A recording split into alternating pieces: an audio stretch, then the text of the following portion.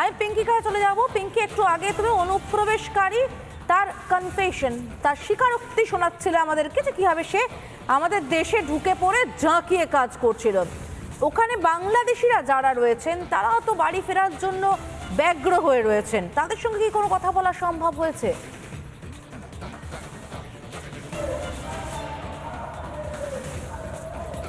দেখো, আজকের বাংলাদেশ বর্ডার বা যেটাকে বলা যেতে পারে পেট্রাপোল বেনাপোল বর্ডার, সেই বর্ডারে আজকে চরম ব্যস্ততা যেমন রয়েছে, পাশাপাশি আমরা দেখছি প্রচুর মানুষজন ব্যাগপত্র নিয়ে আজকের বাংলাদেশ ফেরার বা কেউ ভারত থেকে বাংলাদেশ ফেরার তাগিদে রয়েছেন। দাদা, কোত্থেকে আসছেন?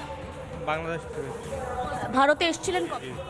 ভারতে আসলাম এই তো 26 তারিখ। আজকের এতদিন রইলেন, এবার ফিরে যাচ্ছেন।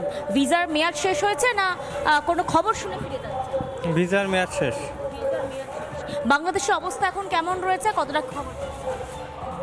এটা বলতে পারবো না। বাড়ির লোকের সঙ্গে কথা হয়েছে? হ্যাঁ, হয়েছে। বহু জায়গায় সরে যাচ্ছে, সংখ্যালঘুদের উপর অত্যাচার চলছে এবং বহু ছবি উঠে আসছে যেগুলো উদ্বেগজনক। আপনারা এটাকে কিভাবে দেখছেন একজন বাংলাদেশি নাগরিক হিসেবে? এখন বাংলাদেশি নাগরিক হিসেবে এটা ঠিক হচ্ছে না আর কি। এগুলো মানে এখন সবাই আমরা একসাথে মিলেমিশে থাকতে, এইটাই। তাই আমরা দেখছি অনেকেই বাড়ি ফেরার জন্য তাগিদ রয়েছে এবং তুমি দেখতে পাচ্ছ কারো মেয়াদ শেষ হয়ে গেছে, কেউ বা বাংলাদেশ বর্ডার সিল হচ্ছে এমন একটা খবর পেয়েই তারা কিন্তু ফিরে যাওয়ার কার্যত তোড়জোড় শুরু করেছেন। তুমি দেখতে পাচ্ছ ব্যাগপত্র তোড়জোড় যখন চলছে একদিকে সীমান্তে, তার ঠিক 200 মিটারের মধ্যেই যে সভা, বাংলাদেশে হিন্দুদের উপর সীমাহীন অত্যাচার, সনাতনী ঐক্য পরিষদের ডাকে প্রতিবাদ, পেট্রাপোল সীমান্তে প্রতিবাদে সামিল হবে বিজেপির নেতৃত্ব, তার জন্য প্রস্তুতি চলছে।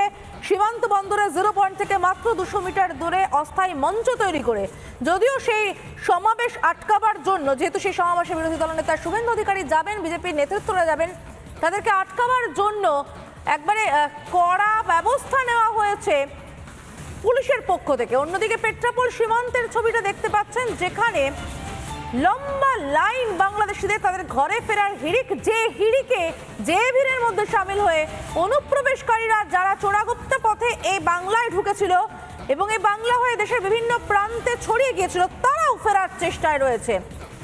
আমাদের সঙ্গে রয়েছেন আমাদের 3 প্রতিনিধি। আমাদের সঙ্গে রয়েছেন সভামঞ্চের পাশ থেকে ভাস্কর এবং তার থেকে খানিকটা দূরে রয়েছেন টিটম। আমার সঙ্গে পিঙ্কিও রয়েছে। আমি প্রথমে ভাস্করের কাছ থেকে জানবো সভা মঞ্চ সম্পর্কে।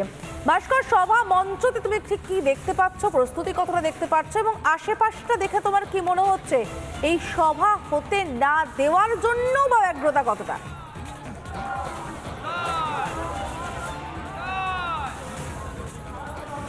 একদমই সমাদৃত। দেখো, এই মুহূর্তে আমি যে জায়গাটা দাঁড়িয়ে রয়েছি সেখান থেকে আমার বাঁদিকে যদি ঢিল ছুড়ি তাহলে বাংলাদেশ পৌঁছে যাবে, কারণ একদম যে সীমান্তের গেট, সেই সীমান্তের গেটের সামনে আমি রয়েছি। এবং তোমাকে আরেকটা ছবি দেখাবো সমাদৃতা, যে ব্যারিকেড করে রাখা হয়েছে সেই ব্যারিকেডের পরে প্রচুর ভারতীয়, প্রচুর সনাতনী, প্রচুর হিন্দু তারা এখানে রয়েছে। তারা লাগাতার স্লোগান দিচ্ছেন, শোনানোর চেষ্টা করবে।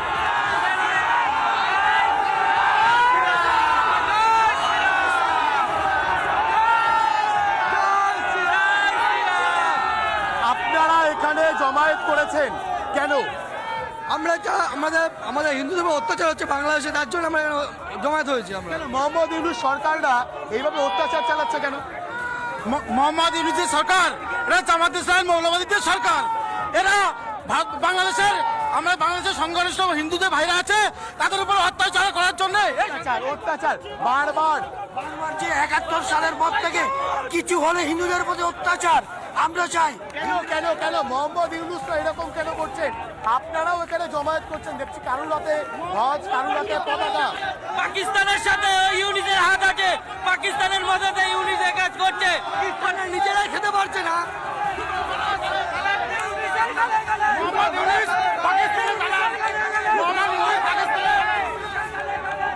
সমাজেরা অন্তত যেভাবে ভারতীয়রা পেট্রাপোল সীমান্তের এই যে ব্যারিকেডের ওই পার থেকে প্রতিবাদ করছেন, সেই ছবিটা দেখো। আরো একবার শোনার চেষ্টা করবো স্লোগানগুলো।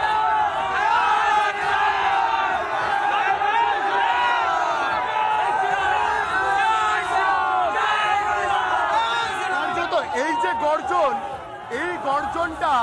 এই গর্জনটাই বোধহয় আরো একবার বলে দিচ্ছে যে ঠিক কতখানি ক্ষুব্ধ সাধারণ মানুষ, ঠিক কতখানি ক্ষুব্ধ ভারতীয়রা, ঠিক কতখানি ক্ষুব্ধ হিন্দুরা।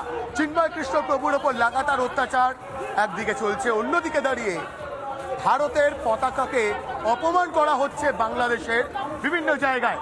পেট্রাপোল সীমান্তে এই মুহূর্তে এখানে প্রতিবাদ চলছে। বাংলাদেশের মৌলবাদী হুঁশিয়ার হুঁশিয়ার, বাংলাদেশের মৌলবাদী হুঁশিয়ার হুঁশিয়ার, বাংলা তুমি শুধরে যাও, শুধরে যাও, বাংলা তুমি শুধরে যাও, শুধরে যাও, শুধরে যাও, এই বাংলাদেশের মৌলবাদী হুঁশিয়ার হুঁশিয়ার, এই বাংলাদেশের মৌলবাদী হুঁশিয়ার হুঁশিয়ার। সমাজদা এই বার্তাগুলোই কিন্তু লাগাতার দিচ্ছেন সাধারণ মানুষ, লাগাতার ভারতীয়রা তারা দিচ্ছেন পেট্রাপোল সীমান্তে। এই মুহূর্তে প্রচুর সাধারণ মানুষ যারা ভারতীয় তারা জমায়েত করেছেন, লাগাতার তারা চোখে চোখ রেখে মোহাম্মদ ইউনূস সরকারকে বার্তা দিচ্ছেন হিন্দুদের উপর অত্যাচার যেন বন্ধ করা হয়। ভারতীয়দের ওপর যেভাবে লাগাতার অত্যাচার করা হচ্ছে, ভারতের পতাকাকে যেভাবে অপমান করছে বাংলাদেশের একটা অংশ, তার প্রতিবাদ তারা জানাচ্ছেন। এবং অবশ্যই চিন্ময় কৃষ্ণ সেই প্রভু প্রতিবাদের ছবিতে আমরা অবশ্যই নজর রাখছি। ভাস্কর সঙ্গে থাকো, আমরা টিটবের কাছে চলে যাব। টিটব রয়েছে আরো খানিকটা এগিয়ে, যেখানে একের পর এক ব্যারিকেড তৈরি করা হয়েছে যাতে শুভেন্দু অধিকারী সহ বিজেপির নেতৃত্বকে আটকে দেওয়া যায়। টিটব সেই ছবিটা তুলে ধরবে আমাদের জন্য। টিটব,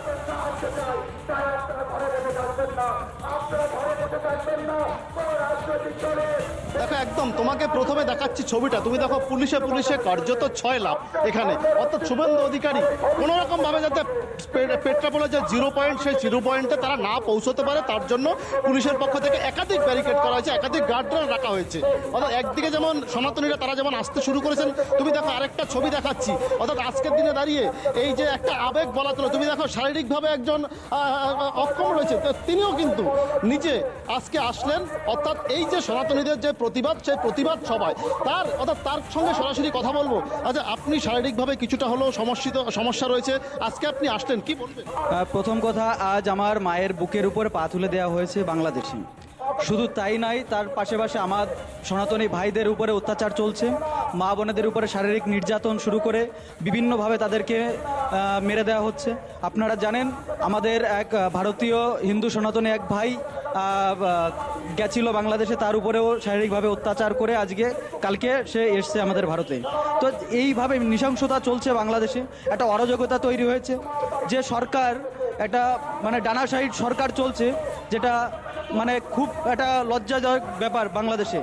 তো আজকে আমরা এখানে একজোট হওয়ার শুধুমাত্র হয়েছে আজকে যে আমাদের হিন্দু সনাতনীদের উপরে যেভাবে আক্রমণ চলছে বাংলাদেশে, তাদের নিন্দা এবং ধিক্কার জানাই। এবং তার পাশাপাশি শুধু নিন্দা ধিক্কার জানালে হবে না, যেহেতু সনাতনীদের উপরে বারবার করে এই 71-এর পর থেকে যেভাবে নৃশংসভাবে হত্যালীলা শুরু করেছে, আর এই ইউনূস সরকার আসার পরে রক্ত হোলি খেলছে, তো সেই রক্ত হোলি খেলাতে মেতেছে ইউনূস সরকার। তাদেরকে বলতে চাই, আগামী দিন কিন্তু ভয়ানক পরিস্থিতি তৈরি করবে ভারতবর্ষ এবং হিন্দু সনাতন। অনেকটা কষ্ট করে আসতে হবে শুধুমাত্র হিন্দু সনাতনে এবং একজন ভারতীয় হিসাবে আজকে আমার মায়ের বুকে পা তুলে দেওয়া হয়েছে, তার প্রতিবাদে আমি এসেছি। দেখো, তুমি শুনলে একজন সনাতনী হিন্দু হিসেবে তিনি শারীরিকভাবে প্রতিবন্ধী, তাও কিন্তু অনেকটা কষ্ট করে আজকে এই পেট্রাপোল সীমান্ত বন্দর 0 পয়েন্ট, যেখানে আজকে সনাতনীরা তারা প্রতিবাদ করছেন, এই প্রতিবাদ মঞ্চ তোমাকে বলবো, একবার দেখাচ্ছি আমার সহকর্মীকে বলবো, আমাদের দর্শকদেরকে, এই যে প্রতিবাদ মঞ্চে এই যে প্রতিবাদ সভা, এখানেই কয়েক হাজার ইতিমধ্যে সনাতনীরা তারা জমায়েত হয়েছেন, তারা আসছেন, এখনো পর্যন্ত তারা আসতে শুরু করেছেন, বিভিন্ন প্রান্ত থেকে আসছেন স্বাভাবিকভাবে। অর্থাৎ এই যে ছবিটা এখানে দাঁড়িয়ে মূলত তাদের যে বার্তা বা সনাতনীদের যে বার্তা, এই সীমান্তের মুখ, অর্থাৎ একদিকে যেমন পেট্রাপোল সীমান্ত, অন্যদিকে তার পাশে ঢিলছড়া দূরত্ব, যেখানে বেনাপোল অর্থাৎ বাংলাদেশ, সেই জায়গায় দাঁড়িয়ে কেন বাংলাদেশ। নানা ধরনের কন্টেন্ট দেখার জন্য লাইক করুন, শেয়ার করুন আমাদের ফেসবুক পেজ, সাবস্ক্রাইব করুন আমাদের ইউটিউব চ্যানেল, পাশাপাশি অন্যান্য ব্রেকিং নিউজের জন্য অবশ্যই চোখ রাখুন রিপাবলিক বাংলায়।